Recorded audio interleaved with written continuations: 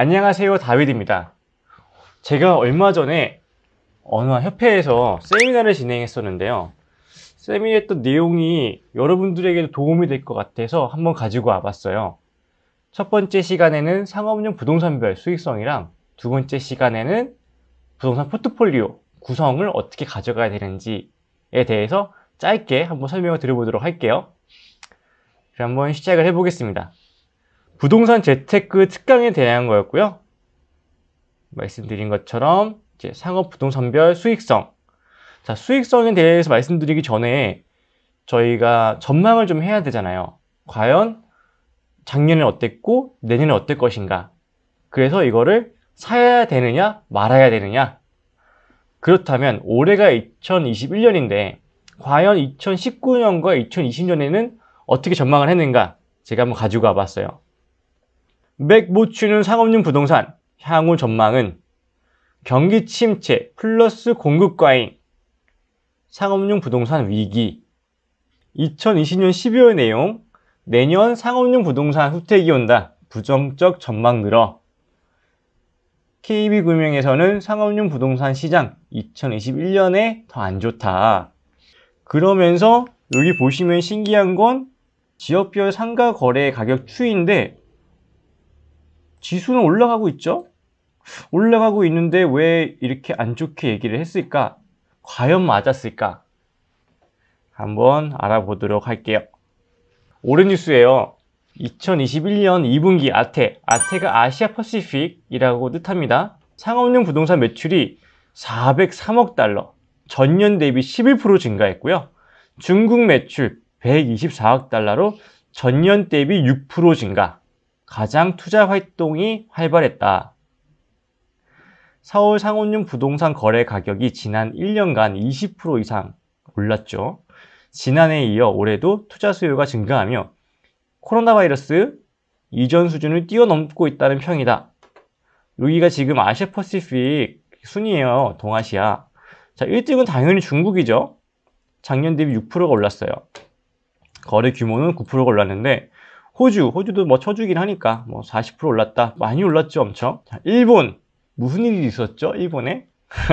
무슨 일이 있었는지 모르겠는데 많이 후퇴를 했네요, 일본은.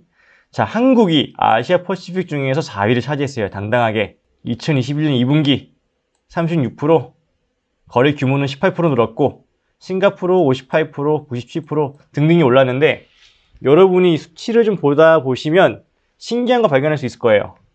인도 466%. 이거 뭐 코인도 아니고 그쵸? 1년 사이에 거래 규모가 500% 가까이 늘었어요. 대만도 100%가 올랐고 인도네시아 300%. 엄청나죠? 여기서 기억해야 될 거는 작년에 전망했던 게 안 좋게 전망을 했는데 더 좋아졌다는 거예요. 자, 조금 더 자세하게 볼게요. 이게 올해 2021년 2분기 한국부동산원에서 발표한 자료거든요. 보시다시피 오피스 같은 경우에는 현재 투자 수익률 오피스 2.1%, 중대형 상가 1.75, 소규모 상가 1.56, 집합 상가 1.78. 임대료 같은 경우에는 이렇게 된다. 1,000원 단위로 지금 진행이 되니까 뭐 17,000원, 25,000원, 19,000원, 27,000원. 공실률 추세 오피스는 11%, 중대형 13%, 소규모는 6.4%. 제가 이 뜻이 오피스, 중대형, 소규모, 뭐 중대형 상가 이런 것들 어떻게 되는지 이따가 한번 설명을 해드릴게요. 자, 여기서 여러분들이 중요하게 보셔야 될 거는 뭐냐? 분기별 임대 가격 지수 추세.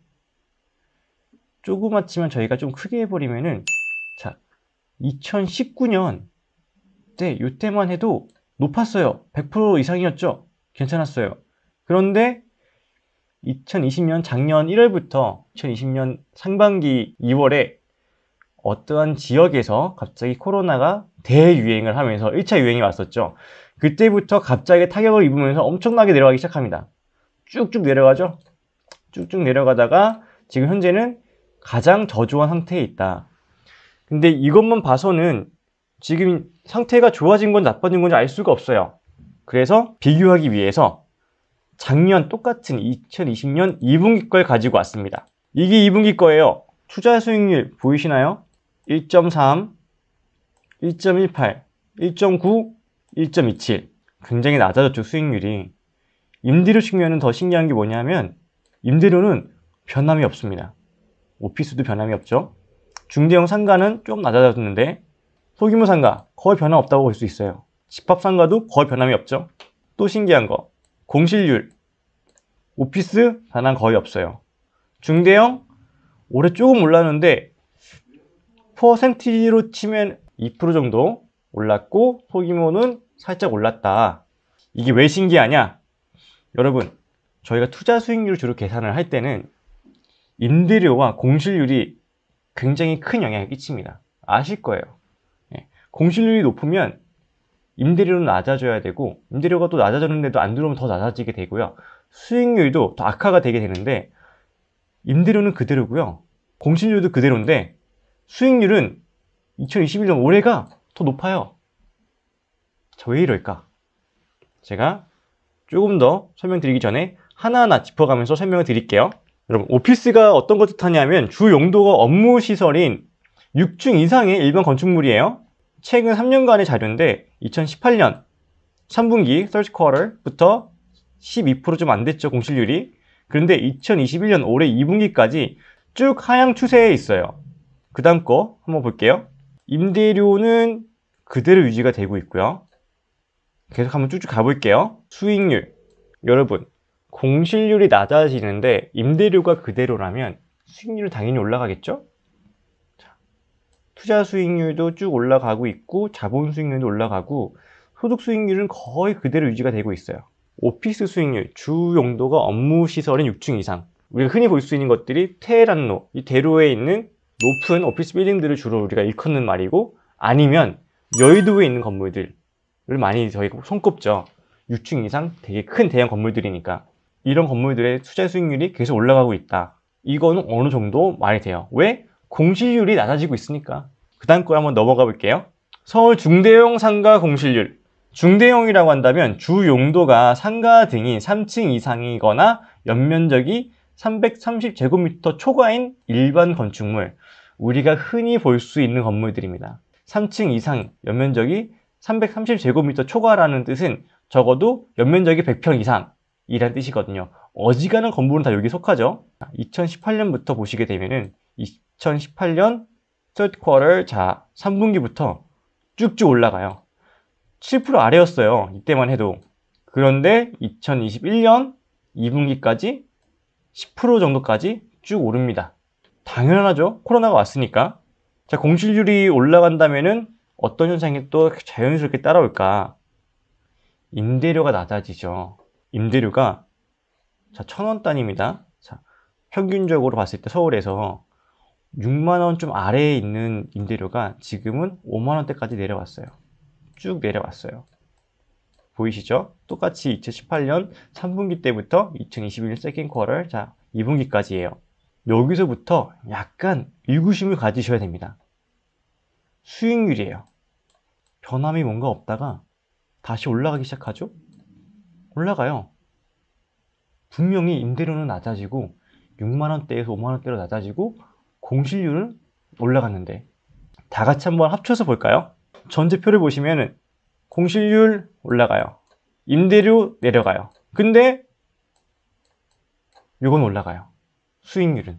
신기하죠? 말이 안 되지 않나요? 제가 처음에 이걸 분석하면서 너무 말이 안 돼서 이상했거든요. 그래도 다른 것들 한번 차근히 봐볼게요. 일단 소개를 다 드려야 되니까 소규모 상가까지만 한번 볼게요. 자, 서울 소규모 상가 공실률. 자, 주 용도가 상가 등인 2층 이하고 연면적이 330제곱미터 이하인 일반 건축물, 이런 건축물들은 서울에서 접하기가 쉽지 않은데 주로 여행을 좀 좋아하시는 분들이나 운전을 좀 하시는 분들은 뭐 양평이라든가 춘천 가는 길에 있는 조그만한 건물들이라고 이해하시면 될 것 같아요. 자, 공실률 볼게요. 여기는 케이스가 다릅니다.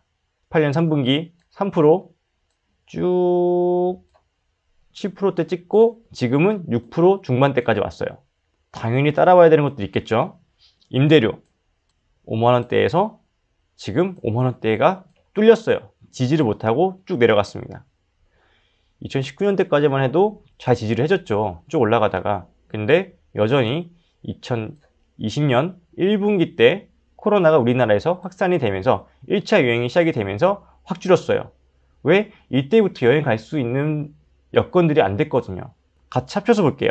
수익률 가장 가파르지 않았나요? 가장 가팔랐어요. 그런데 수익률은 신기하게도 그 전 대비 비슷한 수준까지 올라왔습니다. 2%대가 좀 안 되는데 지금도 2%대가 좀 안 되게 되어 있죠. 합쳐서 볼게요. 한눈에 보니까 이해하시기 쉽죠? 공실률 쭉 올라갔어요. 임대료 쭉 내려갔어요. 수익률 거의 변함이 없죠. 왜 이럴까? 저 이거 보면서 고민이 굉장히 생각보다 많았어요. 근데 제가 맥을 못 쥐는 부분들이 있는 것 같더라고요. 그래서 연구를 계속 쭉 해보고 다른 사람들하고도 의견을 많이 나눠봤는데 정리를 하자면 이렇게 될 것 같아요. 높아지는 공실률, 낮아지는 임대료, 높아지는 수익률. 이게 과연 뭘 뜻하는 걸까? 아까 전에 보신 게 투자 수익률, 자본 수익률, 그리고 소득 수익률이 있어요. 다른 거는 다 모르셔도 되는데 투자 수익률에 포함이 되는 게 지가 상승분이 포함이 됩니다. 뭐냐? 급격하게 상승하는 공실률과 급격하게 하락하는 임대료를 커버하고도 남을 만큼의 지가 상승을 이뤄내고 있다 라고 이해하시면 될 것 같아요. 그래서 오피스 같은 경우에는 오히려 공실률이 낮아졌죠. 테헤란로에 있는 6층 이상 주 용도가 업무 시설인 건물들의 공실률은 낮아지고 임대료는 거의 그대로였는데 오피스가 꾸준히 유지될 수 있었던 이유는 결국엔 기업들의 거대화가 많이 진행이 됐다라고 이해하시면 될 것 같고요. 중대형 상가 같은 경우에도 공실률은 지금 낮지만 아무래도 풀린 이제 유동화 덕분에 지가 상승이 많이 이루어져서 낮아지는 수익률 같지만 결국에 지가 상승이 모든 것을 상회하고 남았다라고 이해하시면 될 것 같고 소형 상가 같은 경우에도 마찬가지인 케이스라고 보시면 될 것 같습니다. 건물을 사주시는 분들 같은 경우엔 요즘엔 그래서 수익률보다는 자본 수익률, 결국 투자 수익률이 높기 때문에 그냥 가지고 계시는 편이 지금 당장은 이득이라고 말씀드릴 수 있을 것 같네요. 그래서 수익성 같은 경우에 여기서 끝내고 그래서 정리를 하자면 어차피 오피스는 저희가 쉽게 건들 수 있는 부분이 아니기 때문에 다만 제가 말씀드릴 수 있는 건 기업들이 슬슬 테헤란로에 있는 큰 대형 오피스 건물들이 많이 들어가고 있다 라고 해석을 하시면 될 것 같고요. 우리가 흔히 접할 수 있는 중대형 상가 건물 같은 경우엔 수익률보다는 지가 상승을 보시고 매입을 하시는 게 맞다. 이거는 투자 수익률을 보니까 소형 상가에도 마찬가지로 해당이 된다고 보시면 될 것 같습니다. 일단 이번 케이스는 이렇게 마무리를 하고 2부에서 부동산 포트폴리오에 대해서 설명드릴 수 있도록 하겠습니다.